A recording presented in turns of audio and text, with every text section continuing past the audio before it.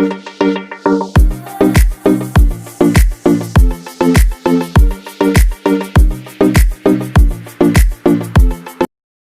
warahmatullahi wabarakatuh. Perkenalkan, kami dari kelompok 3, terdiri dari 3 orang. Pertama, saya sendiri Sherly Widya Astuti dengan NIM 2230212028.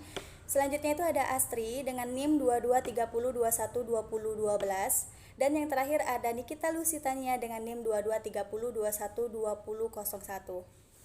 Kami mahasiswi dari Magister UIN Raden Fatah Palembang, Fakultas Ilmu Tarbiyah dan Keguruan, Prodi Manajemen Pendidikan Islam semester 2. Video ini dibuat untuk menyelesaikan salah satu tugas akhir mata kuliah Isu-isu Kontemporer Kebijakan Pendidikan Islam dengan dosen pengampu Profesor Dr. Nyayu Khadijah SAG MSI dan Bapak Dr. Muhammad Isnaini MPD.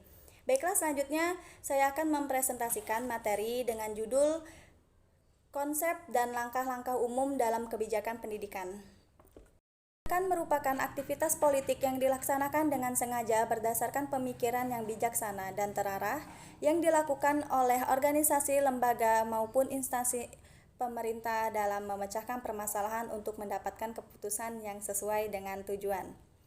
Setiap aspek kehidupan terdapat kebijakan masing-masing yang dijadikan pedoman dan panduan dalam melakukan aktivitas dan membatasi perilaku sehingga lebih jelas dan terarah. Kebijakan ini pun berlaku pada sistem pendidikan yang disebut dengan kebijakan pendidikan. Kebijakan pendidikan ada dikarenakan munculnya permasalahan-permasalahan yang terjadi di bidang pendidikan. Permasalahan ini terjadi dikarenakan terdapatnya kesenjangan antara penyelenggara pendidikan dengan tujuan pendidikan. Kebijakan pendidikan itu sendiri merupakan sebuah aktivitas dalam merumuskan langkah maupun tahapan dalam penyelenggaraan pendidikan melalui penjabaran visi misi pendidikan yang bertujuan untuk mencapai tujuan pendidikan pada waktu tertentu. Selain itu, ada juga yang berpendapat bahwa kebijakan pendidikan berhubungan dengan efektivitas dan efisiensi anggaran pendidikan. Kebijakan pendidikan merupakan kebijakan publik yang mengelola khusus bidang pendidikan serta berhubungan dengan alokasi penyerapan dan distribusi sumber pelaksanaan pendidikan maupun pengelolaan perilaku pendidikan. Sehingga dapat disimpulkan bahwa kebijakan pendidikan merupakan kebijakan yang berhubungan dengan bidang pendidikan dalam proses penjabaran visi misi pendidikan agar tercapainya tujuan pendidikan melalui langkah strategis pelaksanaan pendidikan. Kebijakan pendidikan menurut Charles O. Jones tahun 1979 mengatakan ada 5 komponen kebijakan pendidikan, yaitu pertama, goal yang berarti tujuan, yang diartikan sebagai hasil yang diinginkan didapatkan oleh individu maupun kelompok dalam rentang waktu yang didapatkan. Tujuan dirancang sebagai langkah awal dalam merencanakan suatu kegiatan. Sebuah kebijakan pendidikan harus memiliki tujuan yang jelas agar proses penerapannya terarah. Tujuan kebijakan pendidikan harus dibuat rasional agar mudah diterima oleh berbagai pihak. Yang kedua ada plans, yaitu rencana. Setelah tujuan pendidikan dirancang, maka selanjutnya adalah membuat perencanaan kerja yang lebih spesifik. Agar dapat mencapai tujuan yang telah ditetapkan, rencana kerja dibuat bertujuan untuk proses manajemen dan penerapan kebijakan pendidikan agar proses pengimplementasian terarah dan jelas. Yang ketiga ada program, yang berarti program. Setelah perencanaan kerja dibuat, maka selanjutnya adalah proses pengembangan program. Program merupakan aktivitas berupa proyek yang nyata berdasarkan tujuan yang telah didesain sebelumnya. Program merupakan upaya yang dilakukan agar tercapainya tujuan dengan cara melihat tingkat keberhasilannya. Pembuatan kebijakan pendidikan diharapkan untuk dapat mengembangkan beberapa alternatif yang dapat dijadikan pertimbangan ketika proses pengambilan keputusan. Yang ketiga ada di Decision, yang berarti keputusan.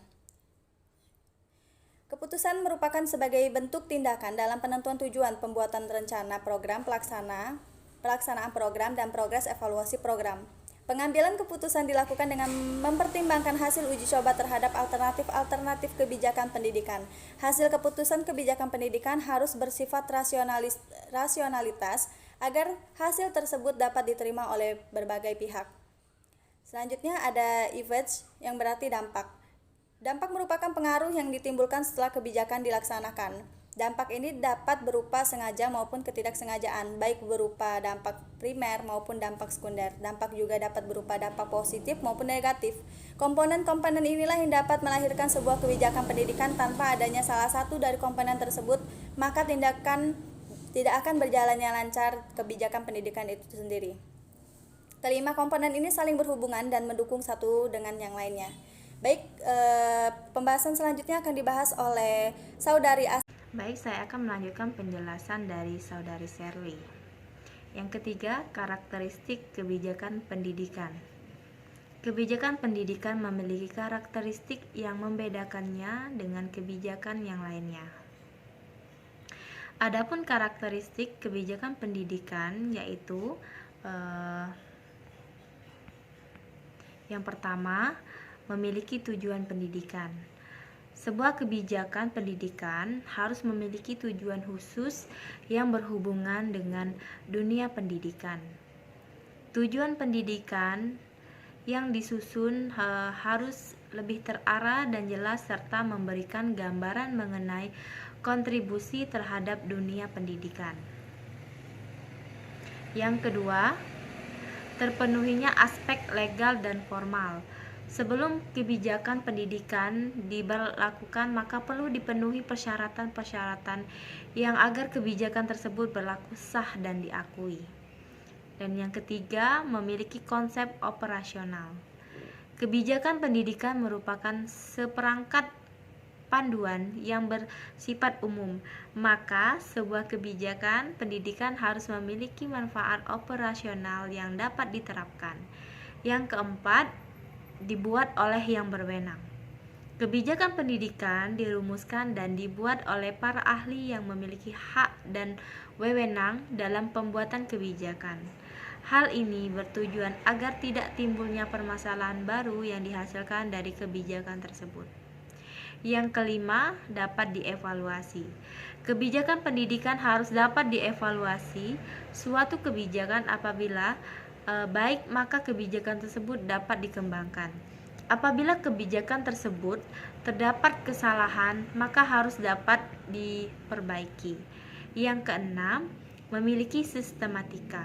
Kebijakan pendidikan terdapat sistematika yang berhubungan dengan seluruh aspek yang terdapat di dalamnya.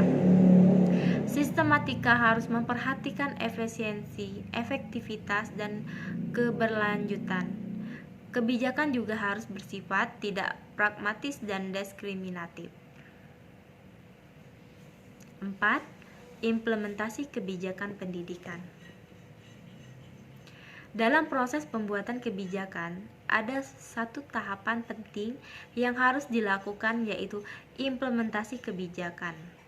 Implementasi kebijakan merupakan sebuah proses dalam menerapkan kebijakan yang telah disepakati dari berbagai alternatif kebijakan yang telah didesain. Adapun faktor yang mendukung pelaksanaan kebijakan adalah sebagai berikut. Yang pertama, pemimpin yang tangguh. Pemimpin yang tangguh di sini mencakup ketangguhan dalam visi, misi, dan tujuan serta kemauan untuk melaksanakannya dengan segala resiko yang ada diterimanya. Selain itu, pimpinan juga harus disertai keberanian dalam mengambil langkah-langkah berdasarkan wawasan, pengetahuan, pengalaman, dan keterampilan teknis yang dimilikinya. Yang kedua, staf dan tim yang kompak. Mereka yang siap melaksanakan sesuai dengan tugas yang diamanahkan. Yang ketiga, finansial, fasilitas dan sarana. Dengan adanya dukungan finansial, fasilitas dan sarana, maka akan berjalan pelaksanaannya. Yang keempat, situasi dan kondisi. Situasi adalah keadaan yang berkaitan dengan waktu di mana semua pihak yang diperlukan terlibat dalam kegiatan, siap melaksanakan tugas. 5. Metode dan teknik kerja. Nah, sebaiknya metode dan teknik kerja bukan suatu yang dicoba-coba, melainkan sudah terbukti hasilnya di tempat lain atau melalui penelitian. Yang keenam, waktu. Waktu yang cukup akan membuat orang bekerja dengan baik dan tidak terburu-buru, maka perlu pengalokasian waktu yang sesuai dalam pelaksanaan kebijakan. Baik, selanjutnya B. Aktor pelaksanaan kebijakan pendidikan. aktor atau orang yang terlibat dalam proses merumuskan formulasi kebijakan yang akan memberikan dukungan maupun tuntutan serta menjadi sarana dari kebijakan yang dihasilkan oleh sistem kebijakan. Aktor-aktor yang terlibat dalam proses formulasi kebijakan pendidikan tersebut terbagi dalam yang pertama legislatif. Legislatif adalah lembaga pemerintahan yang membentuk undang-undang dan merumuskan kebijakan. Yang kedua, eksekutif. Eksekutif di sini adalah para pelaksana undang-undang sekaligus berperan dalam merumuskan kebijakan agar kebijakan yang dibuat atau dirumuskan oleh legislatif dapat dilaksanakan sesuai dengan faktor kondisional dan situasional. Eksekutif biasanya merumuskan kembali kebijakan yang dibuat legislatif dalam bentuk kebijakan jabaran. Yang ketiga, administrator. Administrator sebagai perumus dan implementator kebijakan pemegang peranan penting dalam pencapaian tujuan negara yang akan terimplementasikan dalam setiap program nyata yang akan dirasakan oleh masyarakat dengan tujuan utama masyarakat sejahtera. Yang keempat, partai politik atau parpol. Partai politik adalah sekelompok orang yang terorganisir serta berusaha untuk mengendalikan pemerintah agar dapat melaksanakan program-programnya dan menempatkan anggota-anggotanya dalam jajaran pemerintah. Yang kelima, organisasi masyarakat atau ormas. Ormas merupakan kumpulan orang yang mempunyai cita-cita dan keinginan sama, bersifat non-politis meskipun dalam kiprahnya sering bersentuhan dengan kepentingan politik. Ormas dapat berdiri sendiri atau independen atau berafiliasi dengan organisasi politik tertentu. Yang keenam, perguruan tinggi. Perguruan tinggi adalah suatu lembaga di mana para elit akademisi berada. Perguruan tinggi sering dijadikan ujung tombak dalam memperjuangkan aspirasi masyarakat yang akan dimasukkan dalam rumusan kebijakan. Yang ketujuh, tokoh perorangan. Dalam berbagai konstelasi tokoh perorangan memegang peran cukup vital dan terkadang sangat menentukan. Dia juga dapat menjadi tokoh sentral. Tokoh perorangan dapat berasal dari berbagai bidang seperti keagamaan, politik, ekonomi, pendidikan, budaya, seni, dan sebagainya. Selanjutnya, C. Arena kebijakan pendidikan. Kebijakan pendidikan yang dihasilkan dengan proses yang tepat akan menghasilkan luaran yang akan mampu mencapai tujuan pendidikan yang telah disepakati, dan apabila kebijakan pendidikan yang dihasilkan tanpa adanya proses yang bersifat prosedural, maka akan berdampak kepada mutu pendidikan. Untuk menghasilkan kebijakan pendidikan yang tepat, maka penyelenggara pendidikan harus mampu mengetahui hakikat kebijakan pendidikan, terutama yang berhubungan dengan kerangka kerja pengembangan kebijakan pendidikan. Oleh sebab itu, tujuan penulisan artikel ini atau makalah ini adalah untuk mengkaji kerangka kerja pengembangan kebijakan pendidikan, proses analisis kebijakan pendidikan, dan strategi implementasi kebijakan pendidikan. Baik, untuk selanjutnya kita lanjutkan ke jenis kebijakan pendidikan. Yang pertama yaitu jenis kebijakan pendidikan inklusif, di mana pada sistem kebijakan ini akan menciptakan kesempatan belajar yang sama bagi seluruh siswa tanpa adanya diskriminasi atau stigma terhadap kaum-kaum minoritas. Contohnya seperti anak-anak yang berkebutuhan khusus. Yang kedua yaitu kebijakan pendidikan karakter. Kebijakan ini berfungsi untuk mengembangkan karakter positif, sikap dan juga moral siswa, selaras dengan Undang-Undang mengenai Sistem Pendidikan Nasional, di mana pendidikan nasional akan membentuk watak siswa serta peradaban bangsa yang bermartabat. Yang ketiga yaitu kebijakan pendidikan berbasis kompetensi, di mana kebijakan ini mengembangkan keterampilan dan kemampuan praktis siswa sesuai dengan kebutuhan dunia industri. Selanjutnya yaitu kebijakan pendidikan multikultural. Kebijakan ini bertujuan untuk mengembangkan pemahaman dan penghargaan terhadap keragaman budaya, agama, dan ras dalam masyarakat. Yang selanjutnya yaitu kebijakan pendidikan inovatif, di mana pada kebijakan ini menekankan pada pengembangan dan penerapan teknologi pada pembelajar. Yang terakhir yaitu kebijakan pendidikan pemberdayaan, di mana bertujuan memperdayakan siswa menghadapi tantangan ke depan dengan cara memberikan praktik dan orientasi serta memfasilitasi siswa untuk mengembangkan potensinya secara maksimal. Baik, untuk selanjutnya kita akan membahas langkah umum kebijakan pendidikan. Yang pertama, langkahnya yaitu identifikasi masalah. Masalah dapat berupa rendahnya kualitas pendidikan, kesenjangan antar siswa yang disebabkan oleh latar belakang ekonomi yang berbeda, dan sebagainya. Yang kedua yaitu analisis kebijakan, di mana analisis ini bertujuan untuk menentukan solusi yang terbaik dan merumuskan tujuan serta sasaran dari kebijakan.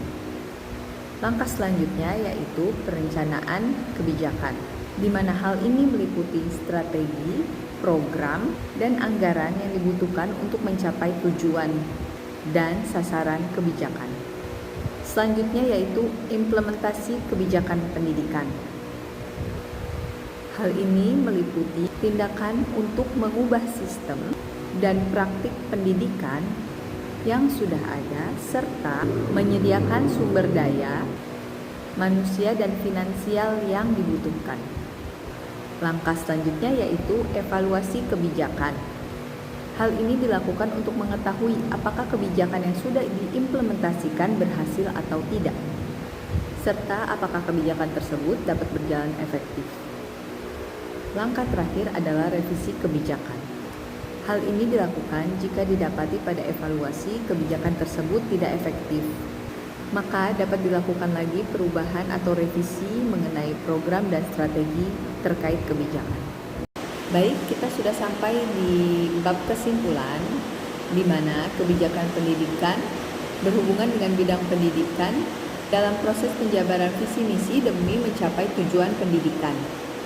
Adapun konsep dan langkah-langkah umum tentang kebijakan pendidikan kita simpulkan dalam beberapa poin. Yang pertama, dalam konsep kebijakan implementasi pendidikan terdiri dari komponen, karakteristik, dan faktor pendukung kebijakan yang memicu keberhasilan dalam implementasi kebijakan pendidikan.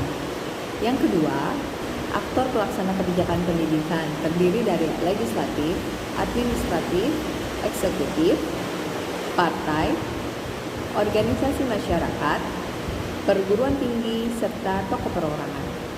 Yang ketiga yaitu arena kebijakan pendidikan terdiri dari arena politik, administratif, akademik, masyarakat, serta global. Yang keempat, jenis kebijakan pendidikan terdiri dari kebijakan pendidikan inklusif, kebijakan karakter, kebijakan pendidikan berbasis kompetensi, kebijakan pendidikan multikultural, kebijakan pendidikan inovatif, dan kebijakan pendidikan pemberdayaan. Yang terakhir, langkah umum kebijakan pendidikan. Yang pertama yaitu melakukan identifikasi masalah, yang kedua yaitu analisis kebijakan, yang ketiga yaitu implementasi kebijakan, keempat evaluasi kebijakan, dan yang terakhir adalah revisi kebijakan. Baik, demikian yang dapat kami sampaikan. Terima kasih telah menonton, semoga bermanfaat.